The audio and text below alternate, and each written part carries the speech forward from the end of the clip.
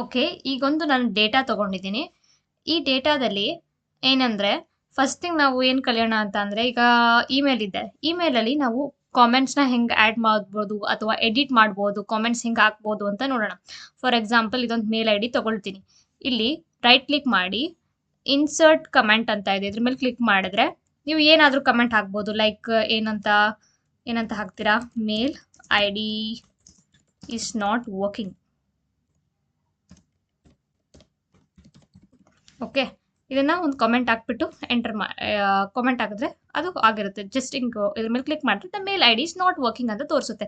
ಅಕಸ್ಮಾತ್ ಅದೇ ಕಾಮೆಂಟ್ಸ್‌ನ ಈಗ ಡಿಲೀಟ್ ಮಾಡಬೇಕು. ಓಕೆನಾ? ಇಲ್ಲೇ ಇದೆ ಡಿಲೀಟ್ ಕಾಮೆಂಟ್ ಅಂತ. ಈ ತರ ಕಾಮೆಂಟ್‌ನ ಡಿಲೀಟ್ ಮಾಡ್ಬೋದು. ಈ ಕಾಮೆಂಟ್ ಹಾಕೋದ್ರಿಂದ ಏನ್ ಗೊತ್ತಾಗುತ್ತೆ? ಈಗ ಡೇಟಾ ಇದೆ. ಯಾವ ಮೇಲ್ ಐಡಿ ಯೂಸ್ ಆಗುತ್ತೆ, ಯೂಸ್ ಆಗಿಲ್ಲ ಅಂತ ನಾವು ಕಂಡುಹಿಡಿಬಹುದು ಈಸಿಯಾಗಿ ಕಾಮೆಂಟ್ ಹಾಕೋದ್ರಿಂದ. ಲೈಕ್ ಅಂಡರ್‌ಸ್ಟ್ಯಾಂಡಬಲ್ ಆಗಿರುತ್ತೆ.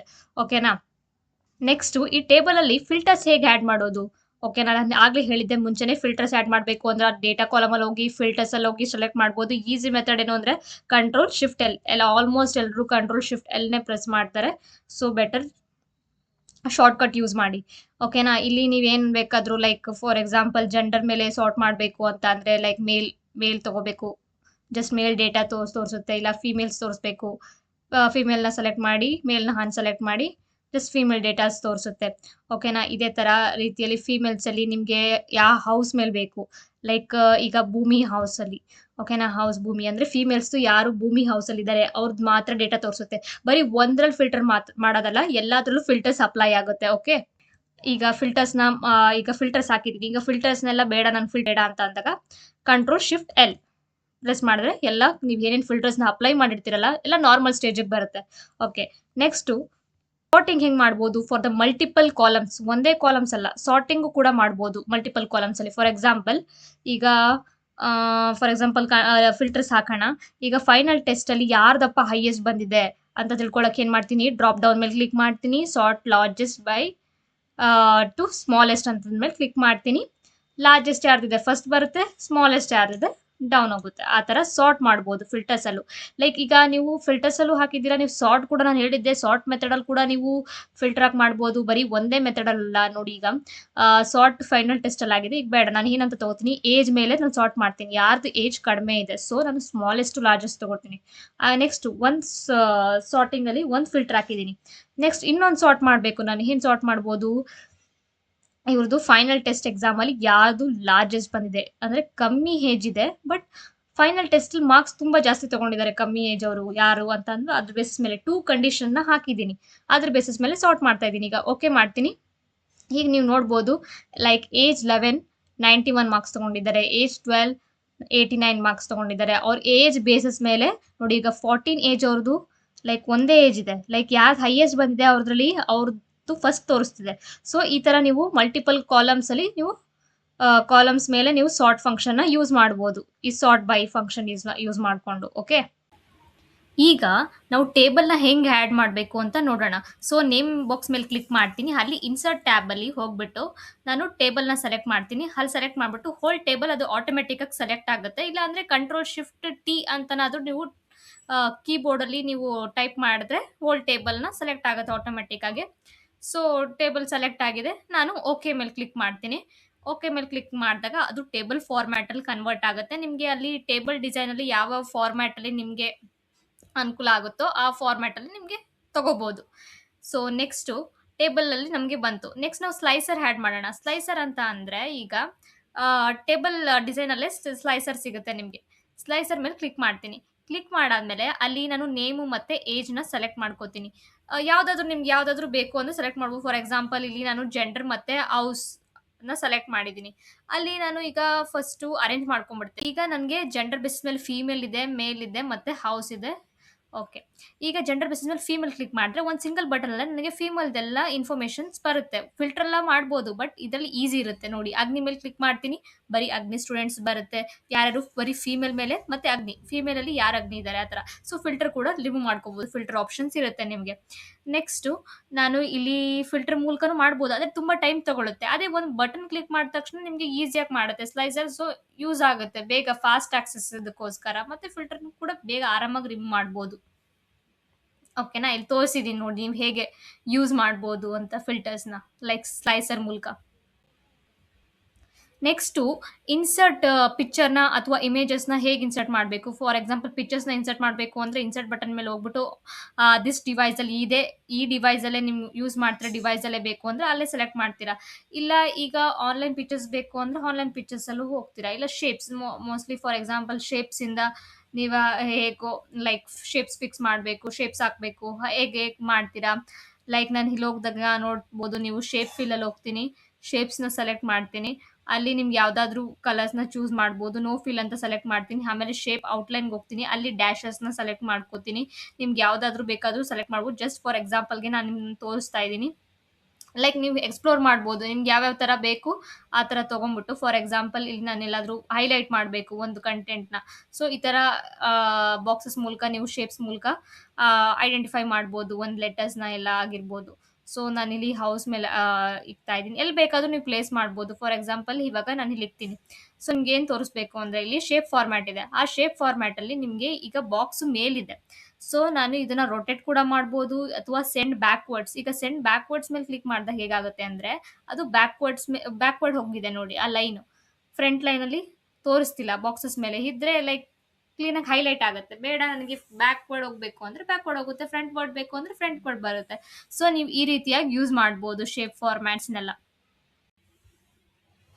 ಈಗ ಹೈಪರ್ ಲಿಂಕ್ ಹೆಂಗೆ ಆ್ಯಡ್ ಮಾಡೋದು ಅಂತ ನೋಡೋಣ. ಸೊ ದಟ್ ನಾವೇನು ಮಾಡ್ತೀವಿ, ಇನ್ಸರ್ಟ್ ಟ್ಯಾಬ್ಗೆ ಹೋಗಿ ಲಿಂಕ್ ಅನ್ನೋದ್ರ ಮೇಲೆ ಪ್ರೆಸ್ ಮಾಡ್ತೀವಿ. ಆ ಲಿಂಕ್ ಅಂತ ಇದೆಯಲ್ಲ, ಅಥವಾ ನೀವು ಕಂಟ್ರೋಲ್ ನ ಕೀಬೋರ್ಡಲ್ಲಿ ಪ್ರೆಸ್ ಮಾಡಿ ಕೂಡ ನೀವು ಯೂಸ್ ಮಾಡ್ಬೋದು ಹೈಪರ್ ಲಿಂಕ್ನ ಏನಕ್ಕೆ ಯೂಸ್ ಮಾಡ್ತೀವಿ, ಒಂದು ಡಾಕ್ಯುಮೆಂಟ್ನ ಲಿಂಕ್ ಮಾಡೋದಕ್ಕೋಸ್ಕರ. ಇಲ್ಲಿ ನೀವು ಯಾವುದಕ್ಕೆ ನಿಮಗೆ ಲಿಂಕ್ ಮಾಡಬೇಕು ಅದನ್ನ ಕಾಲಮ್ನ ಸೆಲೆಕ್ಟ್ ಮಾಡ್ಕೊಳ್ಳಿ. ಲೈಕ್ ಇಲ್ಲಿ ನಾನು ನೇಮ್ನ ಸೆಲೆಕ್ಟ್ ಮಾಡ್ಕೋತೀನಿ. ಓಕೆ, ಅದೇ ಥರ ಈಗ ಫಸ್ಟ್ ನೇಮ್ ಸೆಲೆಕ್ಟ್ ಮಾಡ್ಕೊಳ್ಳೋಕ್ಕಿಂತ ಮುಂಚೆ ನಾನು ಏನು ಮಾಡ್ತೀನಿ, ಈ ನೇಮ್ ಕಾಲಮ್ನ ಪೂರ್ತಿ ನಾನು ಕಾಪಿ ಮಾಡಿ ಶೀಟ್ 3ಗೆ ಪೇಸ್ಟ್ ಮಾಡ್ಕೊಳ್ತೀನಿ.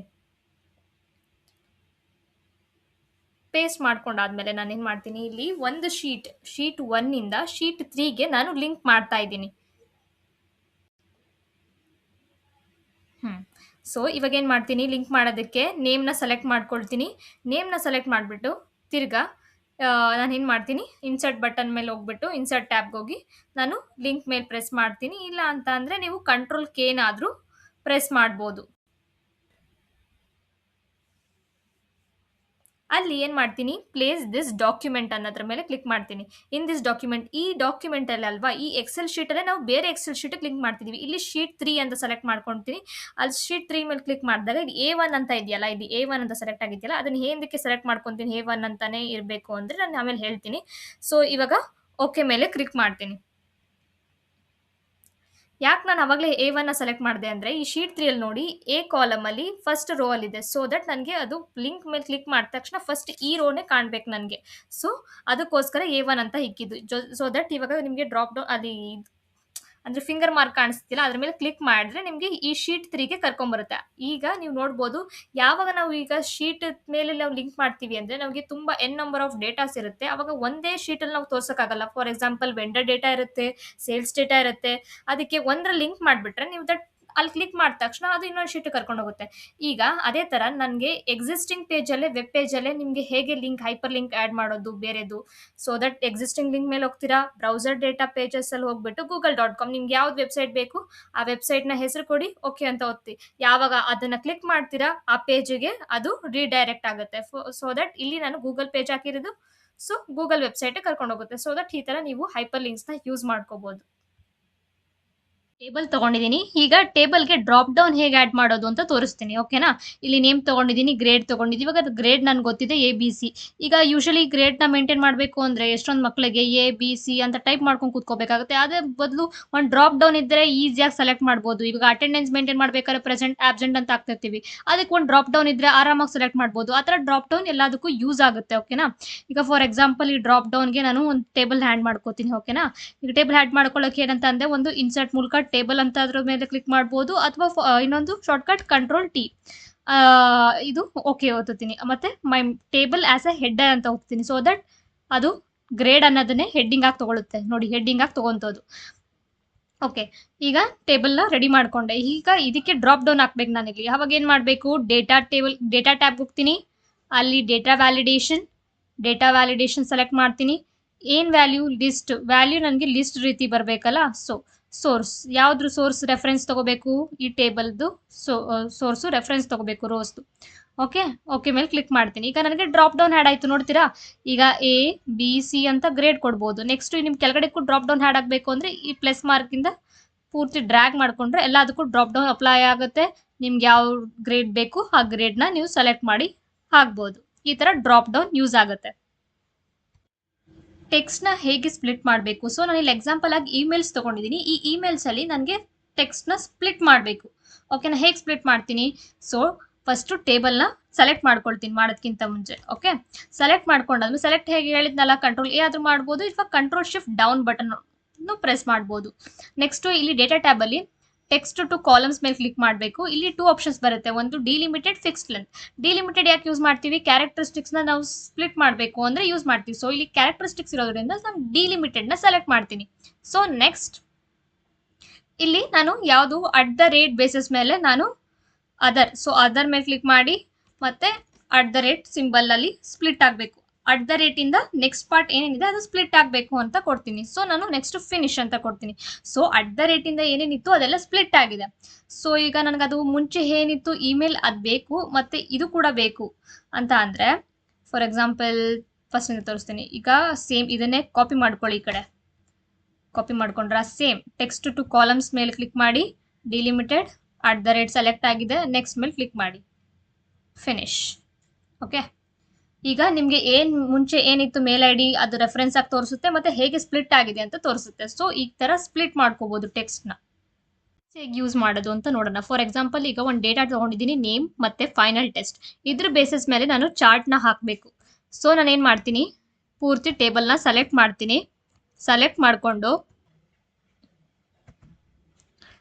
ಮಾಡಿಕೊಂಡು ನೆಕ್ಸ್ಟು ಇನ್ಸರ್ಟ್ ಮೇಲೆ ಕ್ಲಿಕ್ ಮಾಡಿ, ಇಲ್ಲಿ ನಿಮ್ಗೆ ಯಾವ ಥರ ಚಾರ್ಟ್ಸ್ ಬೇಕು ಅದನ್ನು ಸೆಲೆಕ್ಟ್ ಮಾಡ್ಕೊಳ್ಳೋಕ್ಕೆ ರ್ಯಾಂಡಮ್ ಚಾರ್ಟ್ಸ್ ಮೇಲೆ ಕ್ಲಿಕ್ ಮಾಡಿ ನಿಮ್ಗೆ ಯಾವ ಥರದಾದ್ರೂ ಚಾರ್ಟ್ಸ್ನ ನೀವು ಸೆಲೆಕ್ಟ್ ಮಾಡ್ಕೋಬೋದು. ಇನ್ನು extra charts, different types of charts ನೋಡಬೇಕು ಅಂದರೆ ಆಲ್ ಚಾರ್ಟ್ಸ್ಗೆ ಹೋಗಿ ನಿಮಗೆ ಪೈ ಚಾರ್ಟ್ ಬೇಕಾ, ಬಾರ್ ಚಾರ್ಟ್ ಬೇಕಾ, ಏರಿಯಾ ಚಾರ್ಟ್, ಕಾಲಮ್ ಚಾರ್ಟ್, ಯಾವುದಾದ್ರು ತೊಗೊಳ್ಳಿ. ಫಾರ್ ಎಕ್ಸಾಂಪಲ್ ನಾನು ಇದನ್ನು ಬೇಸಿಕ್ ಚಾರ್ಟ್ ನಿಮ್ಗಲ್ವಾ ತೋರಿಸ್ತಿರೋದು. ಸೊ ಇದನ್ನು ಸೆಲೆಕ್ಟ್ ಮಾಡ್ಕೊಳ್ತೀನಿ. ಓಕೆ, ಈಗ ಕರೆಕ್ಟಾಗಿ ಫಿಕ್ಸ್ ಮಾಡ್ಕೊಂಬಿಡೋಣ. ಒಂದು ಸ್ವಲ್ಪ ಲೆಂತ್ ಜಾಸ್ತಿ ಇದೆ. ಓಕೆ, ಈಗ ಏನಾಗಿದೆ ನೋಡಿ, ಇವಾಗ ಇವ್ರದ್ದು ಟೋಟಲ್ ಮಾರ್ಕ್ಸ್ ನೋಡ್ಬೇಕು ನಾನು. ಈಗ ಇದ್ರ ಮೇಲೆ ಹವರ್ ಮಾಡಬೇಕು. ಹವರ್ ಮಾಡಿದ್ರೆ ನನಗೆ ಗೊತ್ತಾಗುತ್ತೆ ಇವ್ರದ್ದು ಮಾರ್ಕ್ಸ್ 91, ಇವ್ರದ್ದು 89 ಆ ಥರ. ಬಟ್ ನನಗೆ ಇಲ್ಲೇ ತೋರಿಸ್ಬೇಕು, ಲೈಕ್ ನನಗೆ ಹವರ್ ಮಾಡಿ ನೋಡೋದಕ್ಕೆ ಆಗಲ್ಲ. ಸೊ ಇಲ್ಲೇ ಡೇಟಾ ಡಿಸ್ಪ್ಲೇ ಆಗಬೇಕು ಅಂದರೆ, ಸೊ ಇಲ್ಲಿ ಚಾರ್ಟ್ ಎಲಿಮೆಂಟ್ಸ್ಗೆ ಹೋಗೋಣ. ಪ್ಲಸ್ ಮೇಲೆ ಕ್ಲಿಕ್ ಮಾಡಿ, ಚಾರ್ಟ್ ಎಲಿಮೆಂಟ್ಸ್, ಇಲ್ಲಿ ಡೇಟಾ ಲೇಬಲ್ಸ್ ಮೇಲೆ ಕ್ಲಿಕ್ ಮಾಡಿದ್ರೆ ಎಲ್ಲರದು ಎಷ್ಟು ಮಾರ್ಕ್ಸ್ ಬಂದಿದೆ ಡಿಸ್ಪ್ಲೇ ಆಗುತ್ತೆ. ನೆಕ್ಸ್ಟು ಇದು ಹಿಂದೆ ಕಡೆ ಆರಿಜಾಂಟಲ್ ಲೈನ್ ಕಾಣಿಸಿದೆಯಲ್ಲ, ಇದು ಗ್ರಿಡ್ ಲೈನ್ಸ್ ಅಂತ ಹೇಳ್ತೀವಿ. ಸೊ ಇದು ಬೇಡ, ಸೊ ಅನ್ಟಿಕ್ ಮಾಡಿ, ಗ್ರಿಡ್ ಲೈನ್ಸ್ ಹೋಗುತ್ತೆ. ನೆಕ್ಸ್ಟು ಆಕ್ಸಿಸ್ ಟೇಬಲ್ ಇಲ್ಲ ಇದರಲ್ಲಿ. ಆಕ್ಸಿಸ್ ಟೇಬಲಲ್ಲಿ ಅಂತ ಅಂದರೆ ಲೈಕ್ ಈ ಕಡೆ ಏನು ಡೇಟಾ ಶೋ ಆಗ್ತಿದೆ, ಸೊ ಅಂಡರ್ಸ್ಟ್ಯಾಂಡಬಲ್ ಆಗಿರುತ್ತೆ ಇದು ಆಕ್ಸಿಸ್ ಟೇಬಲ್ ಡೇಟಾನ ಕೊಟ್ಟರೆ. ಸೊ ಈ ಕಡೆ ತೋರಿಸಿರೋದೇನು, ಫಾರ್ ಎಕ್ಸಾಂಪಲ್ ಟೋಟಲ್ ಮಾರ್ಕ್ಸ್ ಅಲ್ವಾ. ಓಕೆ, ಈ ಕಡೆ ಇದು ಸ್ಟೂಡೆಂಟ್, ಒಂದು ಸೆಕೆಂಡ್,